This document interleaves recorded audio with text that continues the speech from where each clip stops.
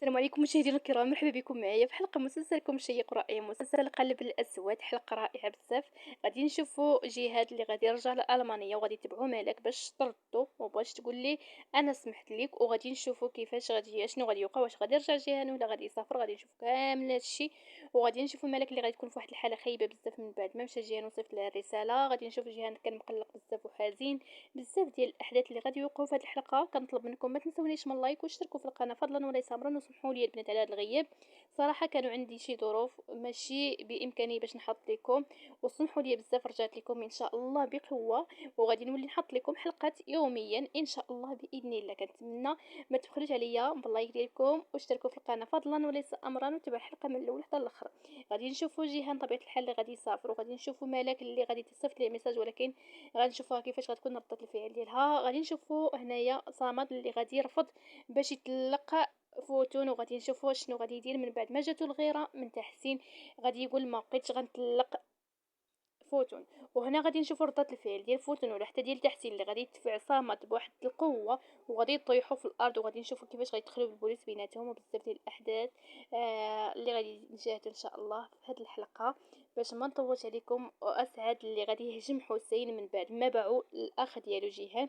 غادي نشوفوا كيفاش غادي يقجوا وشنو غادي يوقع. المهم هادشي كامل غادي نشوفوا ان شاء الله. وغادي نشوفوا ملك من بعد ما رجعت للدار غادي تبدا تعاود لنا ريمان الرساله اللي صيفط لها جيهان باللي مشى مع عمر غادي يشوف مازال ولده، ما غادي يشوفوها هي حتى هي. وغادي نشوفوا كيفاش غادي تكون ردة الفعل ديال نوح من بعد ما لقى الاخت ديالو عاوتاني كتبكي، وغادي يكون واحد الصراع بيناتهم. وغادي نشوفوا اشنو غادي يوقع بين نوح وملاك من بعد ما قالت لي عمرني ما غادي نتخلى على جيهان. باش ما نطولش عليكم ندخل معكم في التفاصيل ديال الحلقه. غادي نشوفوا جيهان اللي مشى للمطار، وغادي نشوفوا هبط من السياره ديالو. غادي يجبد ديك الساروت من بعد ما هز الشنطه ديالو. غادي يخشي الساروت حدا البنو ديال السياره. ومن بعد البنات غادي نشوفوا هز الباليزه ديالو والشنطه ديالو. غادي يدخل. غادي نشوفوا ملاك اللي كانت جايه في الطريق راكبه في السياره ديالها من بعد ما قرات الرساله اللي صيفط ليها جيهان. فاش قال ليها اسمحي لي كنودعك حيت غادي نسافر، حيت صراحه ما لقيت حتى شي مبرر باش نبقى هنايا. غادي نشوفو كتقول يا ربي ما يسافرش جيهان. وغادي نشوفو جهاد دخل المطار، غادي يحط الحويجات ديالو باش يدوزو من الجهاز. وغادي نشوف البنات هز حويجاتو ودخل. هنايا فاش غادي توصل مالا كتقول يا ربي ما يكونش مشى. وغادي تشوف الساعه ديالها غادي تلقى بلي كاين السحاب تما. غادي تعرف بلي صافي راه فات الوقت. وغتقول لهم عافاكم سمحوا لي غير ندوز من حداكم. هنايا جيهان مشى تفاعل والبطاقه ديالو تفا داكشي الورق ديالو. مالك من بعد ما شاف داك السحام غطلب من دوك الناس اللي كاينين تما باش يخليوها دوز. قالت لهم صراحه عندي شي حاجه مهمه، عافاكم الا ما خليوني. طبيعه الحال غادي يخليوها، وغادي تحط الحوايج ديالها حتى باش يدوزوا من الجهاز. وغادي تمشي كتجري. هنايا كان جيهان كان غادي يدخل، غادي يمشي للطياره. هنا فاش هز حويجاتو مالك حتى هي كانت تابعه كيعيط لهداك الشرطي قال ليه راه خليتي المونطو ديالك، ولكن ما غاديش تلفت فيه. وغادي نشوفوا غيقولوا ليه سيد المسافرين يلا التحقوا بالطياره. وغادي ينوضوا كاملين. هنايا جيهان حتى هو ناض. طبيعة الحال مالا كانت كتجي كتجري باش توصل على جيهان، ولكن غادي يحبسها البوليسي. غادي يقول لي عطيني بعدا الجواز داكشي باش غادي تسافري البطاقه ديالك. قالت لي انا ما غاديش نسافر، خاصني غير نحبس هذاك الشخص، ولكن ما غاديش يخليها. هنايا غادي تغوت البنات مالك. غادي تقول جهاد، ولكن جهاد غادي تلفت ولكن ما غاديش تبان ليه مالك. وغادي يكمل طريقه. هنايا كانت غادي تكون صدمه قويه ديال مالك، وبدات كتبكي حيت شافت جيهان صافي مشى خرج من هذيك البلاصه.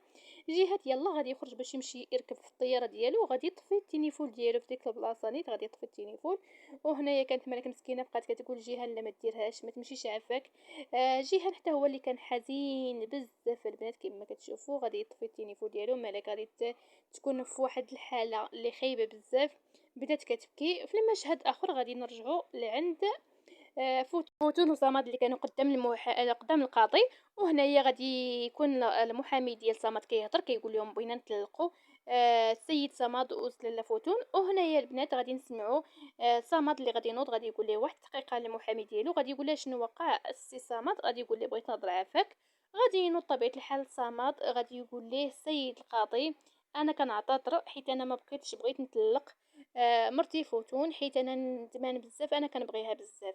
هنايا غادي تفرح طبيعة الحال هاذيك بنتها، وغادي نشوفوا ردة الفعل ديال فوتون من بعد ما سمعت صمد قال هاد الهضرة، تقول ليه لا ما يمكنش، كيفاش انت ما بغيتيش تطلق مني من بعد ماشي انت اللي اول واحد رفع الدعوة ديال الطلاق. غادي يقول ليه انا اللي رفعت الدعوة ديال الطلاق غير في وقت الغضب، ولكن دابا انا عرفت الغلط ديالي، ما بقيتش بغيت نطلقك حيت انا كنبغيك بزاف. قالت لي اش من حب، انا ما بقيتش كنبغيك، انا اصلا ما بغيتش مازال نتجمع انا وياك. قال لها لا ما يمكنش، غترجعي معايا للقصر وغادي نجمعوا ثاني يا حبيبه ديالي، وانا كنبغيك السيد القاضي عافاك ما تلقهاش مني. غادي نشوف المحامي غادي يقول لي سي صمد اش كتقول نتايا، من بعد ما كنا غادي نرفعوا التعويضات من عليها وانت قلتي ما غاديش تطلق. قال لي غادي ندير هذا الشيء حيت انا ما بغيتش داك تحسين يفرح بها. هنايا طبيعه الحال غادي يقول لي السيد القاضي انا ما بغيتش نطلقها. طبيعه الحال كان هنايا تحسين مقلق بزاف وحزين وكان معصب. وغادي نشوفوا هنايا صمد اللي كان كيهضر في شي، المهم كيقول له هضره للفوتن باش يعصب. تحسين كيقول لها الحبيبه ديالي انا ما يمكنش نتفارق معاك. هنايا غادي تفرح حكمات وغادي يقول لي احنا عندنا جوج وليدات. غادي تقول لي السيد القاضي من وليدات وليداتنا عندنا جوج وليدات ولكن راه بالغين، راه وصلوا للسن القانوني. غادي تفرح بزاف بنتها، تقول لي عافاك ماما حنا محتاجين لك بزاف وانا توحشك بزاف، رجعي معايا للدار.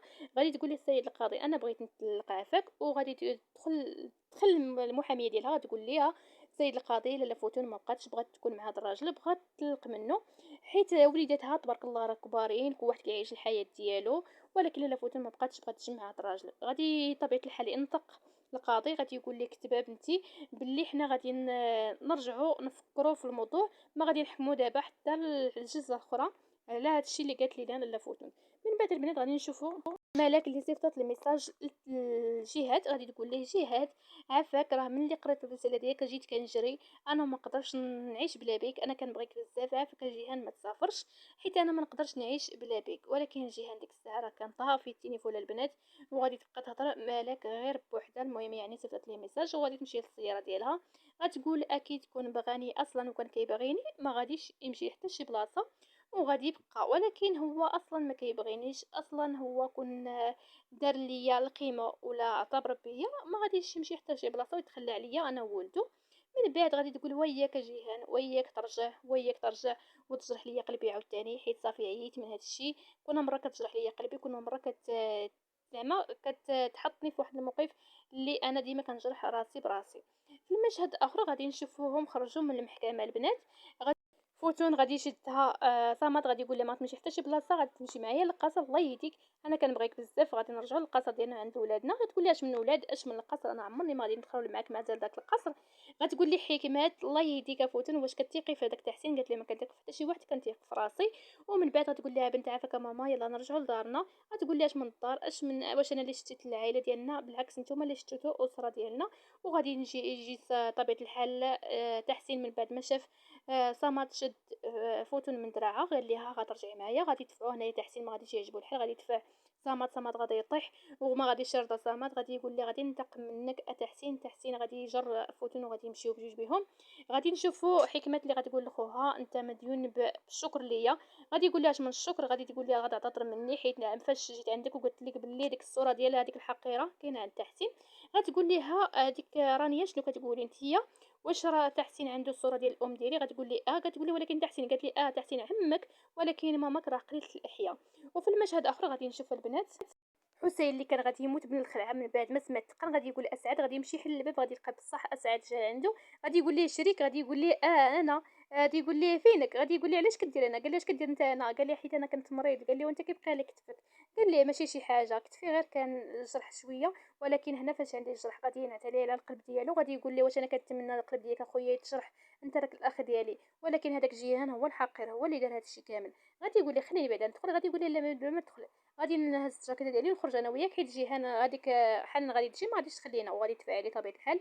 اسعد الباب وغادي يقول لي خليني ندخل نهضر انا وياك. غادي يدخل غادي يكون حسين كان خايف بزاف. وغادي نشوف البنات ملاك اللي كانت راجعه وهي غير كتبكي وكتقول يا ربي ما توقع حتى شي حاجه. فغادي تلفت وغادي تبان ليها البنات الطياره غاده، وغادي نشوف التليفون ديالها كتصوني. حسين اللي باقي كيبرر لا اسعد غادي يقول لها شوف الشريك ديالي راني ماشي انا اللي درت هذا الشيء، راه اللي دار هذا الشيء هو جيهان الحقير اللي كان كيغير منك بزاف.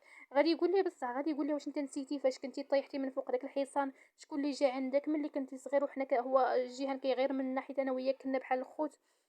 غادي ينوض ليه نيشان اسعد البنات، غادي يشنق عليه وغادي يحاول باش يقجو، غادي يبدا يطلب منه حسين مسامحه.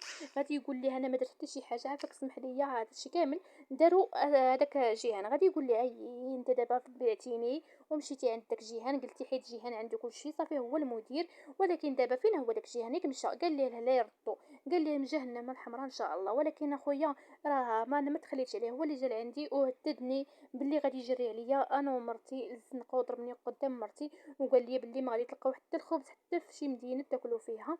هذاك الشيء علاش انا خفت بزاف وماشي انا اللي بعتو، راه الاب ديالك هو كان نيت معاه وحتى هو راه عاقبي. وهنايا طبيعه الحال غادي تعصب بزاف هذاك اسعد.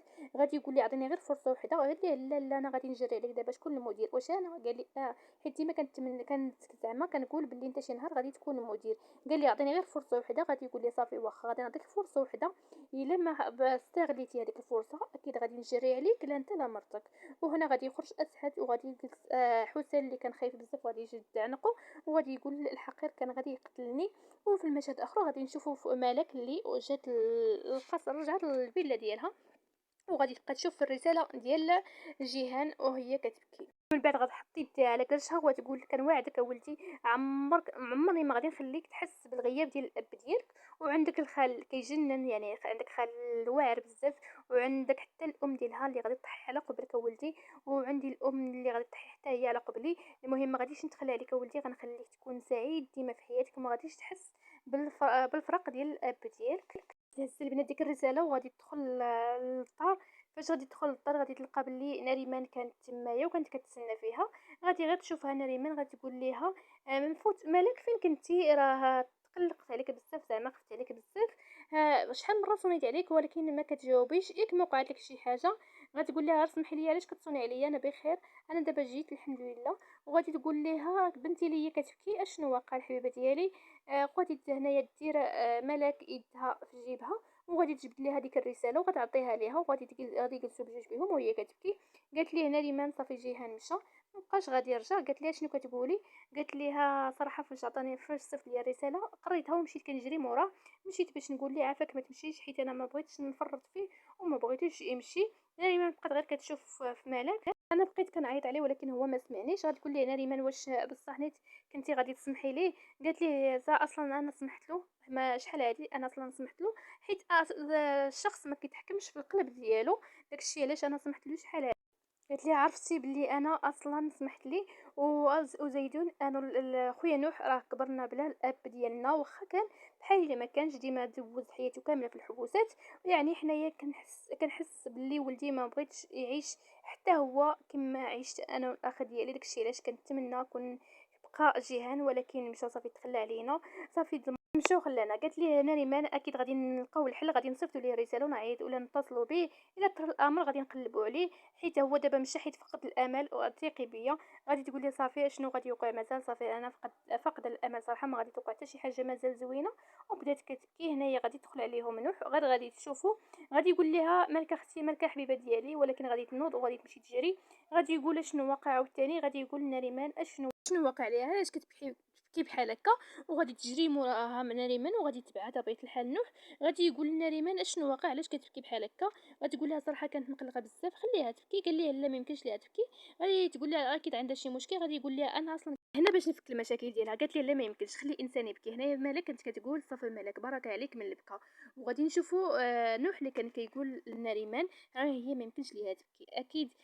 كتقول زعما هي كتبكي على قبل داك اللفعه الصفراء اللي كيعاملها بحال شي كلبه. غادي تقول ليه اسكت غادي تسمعك واش مالك غادي تسمح لي تهضري عليها بحال هاد الطريقه. غادي يقول لي حيت انا عييت صراحه بزاف ما خصهاش تبكي. قالت لي ما يمكنش لك تحكم في المشاعر ديال الانسان. وغادي يقول لها غادي نمشي نهضر معاها. غادي تقول لها لا ما يمكنش. قال لها صافي غير واحد دقيقه. وغادي يمشي لعندها غادي يقول لها مالك اختي شتك ديما كتبكي واش بس هاد السهوله؟ الدموع ديالك غير بهاد السهولة. أكيد مشيتي عند هاداك اللي في عصفرة وجلست ركعتي قدام رجليه وطلبتي منه باش ما يتخلاش عليك، ولكن تخلى عليك. قالت ليه واش انت كتمنى هاد الشيء؟ ياك كتمنى يتخلى عليا وندير هاد الشيء باش انت تكون مرتاح، ما تبقاش تفكر فيا وما تبقاش تهز ليا الهم. هاد الشيء اللي بغيتي باش ما تشوفنيش مازال كنبكي وما نبقاش نفكر في هذاك الجيهان. ولكن لا، انسان ملي كيتهرس شي حاجه في قلبه، اللي كيفقد شي حاجه مهمه بزاف عنده وعزيزه عليه، اكيد كيحزن. ولكن الا ما حزنتش بحال ما واش انت بغيتي تسطى؟ بغيتي نحماق؟ الا ما درتش بحال ما الا ما بكيتش خليني عافاك نعيش الحزن ديالي حيت الاب ديال ولدي صافي مشى، ما بقاش غادي يكون في حياتنا وما بقاش غادي نشوفه. وغادي يبقى غير يشوفو هي، غادي يقول لي ها ياك اختي واش انا بحال هكا؟ واش انا غادي نخليك زعما ما بقاش نفكر فيك؟ شحال من مره وانا كنفكر فيك. وغادي تمشي وغادي تخليه. وهنا كان حزين بزاف وغادي يجي عندنا ريمان. قالت لي هنا ريمان خليها عافاك، خليها تعيش الحزن ديالها. غادي يقول لها واش اختي انا ريمان غتبقى ديما حزينه بحال هكا؟ قالت لي غير خليها، اكيد غادي الشي كامل غادي يفوت. وغادي يبوسها، غادي يقول لها شكرا لك بزاف حيت انت في حياتي. ومن بعد غادي نشوفوا فوتون وتحسين اللي كانوا جاوا للمحل. قالت لي ضروري نمشي للمحل، غنمشيو باش انت واش انت ما عندك زعما الفضول باش تشوف هذيك الاشارات اللي درنا للمحل. غادي يقول لها صراحه انا معصب بزاف من داك صامت، كل ما كناش في المحكمه غادي نهرس ليه فمو وغادي نوريها شنو كيسوى، ولكن حنا في المحكمة. قالت ليه اكيد حيت انايا كيفاش هو كيقول كيفاش انا غلطت حيت تخليت عليك؟ انا ما بغيت نتخلى عليك، ولكن واش نسى بلي انا والام ديالي جر علينا في نصاصه الليل ولا حنا غير في الخلاوات؟ غادي يقول لي هادو هما العائله ديال سانشالات، يعني العائله ديال سانشالات قلبهم قاسح بزاف. انت ما تقلقيش. قالت لي كيفاش ما نتقلقش؟ كون ماشي ولادي. قال لي اييه غير على قبل ولادك وصافي، خاصك تحملي. قالت لي راني تاني جرحاتني بالكلام ديالها. ومن بعد غادي نشوفوا هذوك الخدم اللي كانوا خدامين تمايا. غادي يقول لي شوف دابا هادو هذوك مجموعات شركات داك السلكنيه ديال التحسين. وغادي يقول لي هادو واش كيعرفوا في هذا الشيء؟ واش كيعرفوا شي حاجه؟ اكيد غادي يفلسوا هذا المحل. قال لي انا غدا بعدا غادي نمشي. قال لي حتى انا غادي ندير الاستقاله ديالي وغادي نمشي. قال لي صافي لا ندخلوا باش نشوفوا البنات حتى هما باش يستقلوا. وغادي نشوفوا هنايا تحسين اللي كان كيقول لفوتون على قبل ولادك، كون ماشي على قبل ولادك غادي نهرس عليه، غادي نريب عليه هذاك القصر. قالت لي شكرا لك بزاف حيت كتفكر حتى في ولادي. قال لي الام ديالك شنو كدير تمايا؟ قالت لي بصراحه بقات تمايا حيت كتفكر غير في ولادي. قال لي الصراحه كون ماشي هي اكيد هذيك حكمه تعلم الله شنو غادي دير في ولادك. قالت لي بصح ني تكون ماشي انت ونوح ومالك اللي عطيتيني القوه، ما عرفت كيفاش غادي نقدر نتحمل هذا الشيء كامل. قال لي ولكن خاصك تحملي على قبل ولادك. قالت لي هي. قالت لي شكرا لك بزاف حيت انت الشخص زعما لا عمرها هضر والشخص اللي قوي بزاف. قال لها واش انت دابا عندك زعما عندك زعما باش تمشي تواجهي هذوك الخدم اللي كاينين تما اكيد غادي يخافوا منك؟ قالت لي لا ما غاديش، اصلا ما غادي ندير لهم والو، برك عليهم غير الخوف من بعد ما غيشوفوني. غادي يقول لها يلا انت دابا وليتي مولات المحل. قالت لي لا ما يمكنش. المهم انايا غادي يشوفوا داك السميه اللي دار المحل غادي تبدا تضحك وفرحانين. ومن بعد غادي يقول لها الا ما عجبتك هاد السميه نقدروا نبدلوا هاد السميه نديروش السميه اللي غادي تختاري انت. قالت لي لا بالعكس عجباتني. وغادي يدخلوا عند الخادم. وهنايا غادي تشوفوا داك الخدم من بعد ما كانوا كيتفقوا باش يتخلاو على الخدمه ديالهم تمايا باش زعما المحل يدير الافلاس. وهنايا كانوا كيتفقوا غادي يدخل طبيعه الحال فوتون وتحسين المحل. ومن بعد غادي يقول لهم تحسين دابا نتوما عارفين باللي لاله فوتون دابا ولات المديره ديال هذا المحل، يعني هي اللي غتولي عليكم مديره. غادي يقول لها مرحبا بك كنتمنوا لك التوفيق. غادي يقول لها فوتون واش انت غادي تحافظي على هاد العمال ولا غادي تجيبي العمال اخرين وغادي تجري على هادو؟ قالت لي صراحه واش ضروري نفكر، ضروري زعما ناخذ هذا القرار؟ قال لي اي. قالت لي صافي غادي نفكر. ومن بعد غادي يمشي لعند الدراري غادي يقول لهم دابا وصلتوا امانه عند فوتون، كنتمنى ما تقلقوهاش وما زعما ديروا ليها شي حاجه زعما شي مشكل. قالوا ليها كون هاني اكيد غادي نديروها فوق راسنا. ومن بعد غادي نشوفوها خرجت هي وتحسين لبرا. غادي يقول ليها لا فوتون ما ترحميهمش، تخلصي زعما خليهم يذوقوا داكشي كامل اللي داروا فيك. قالت لي كون هاني اكيد غادي نخرجها منهم، ما غاديش نخليهم ينعسوا اليوم مرتاحين. ومن بعد غادي تمشي لعندهم غادي تقول لهم شوفوا بغيت نقول لكم عفاكم اليوم بغينا نبدلوا الديكور ديال المحل. غادي يقول لها واش دابا نيت؟ قالت له اي شنو كاين؟ بغينا نبدلوا هذيك نفرجوا الزربيه الحمراء من قدام الباب لهنايا. قال لي واش بصح دابا نيت والناس اللي غادي يجيو عندنا الكليان زعما؟ قالت لي ماشي مشكل يمشيو حتى غدا ثاني يرجعوا. قالت لي صافي واخا. قال ليها واش نهزها؟ قالت لي واش انا اللي غادي نهزها؟ قال لها لا غير زعما بغيت نسولك، قالت لي صافي يلاه ديروا خدمتكم ومن بعد نقول لكم اشنو غادي ديروا اخرى. وغادي تمشي وغانا غادي يقول لي حنا ننفذوا الاوامر، يعني خصنا نديروا داكشي اللي قالت لينا. ومن بعد غادي يقول لها هي شنو غادي نديروا، ما نديروا غير داكشي اللي قالت لينا وصافي، واش عندنا ما نديروا. ومن بعد غادي نشوفوا هنايا الام ديال الفتون اللي كانت هدايا هازه واحد حتى زعما ديال الصور ديالها فاش كانت صغيره. قالت ليها الام كانت تحاول دير كل ما في جهدها على قبل ولادها، ولكن ما كتقدرش تبدل القدر. هنايا غادي تدخل عندها رانيا، غادي تقول لها الجده ديالي، غادي تقول لها جا بنتي الحبيبه ديالي. غادي تجي لعندها وهنايا بدات كتعاود ليها على الام ديالها وبداو كيبكيو جوج بهم. وهنا البنات وصلت نهايه الحلقه. كنتمنى تنال الاعجاب ديالكم وشكرا لكم بزاف على اختكم. كنتمنى ما تنساونيش من الدعم ديالكم، وعلى اختكم الله يحفظكم، الله يرحم لكم الوالدين، الله يخلي لكم ما عز عليكم، الله يفرحكم باي حاجه تمنيتوها ان شاء الله. بسلام عليكم، خليكم في امان الله وحفظه.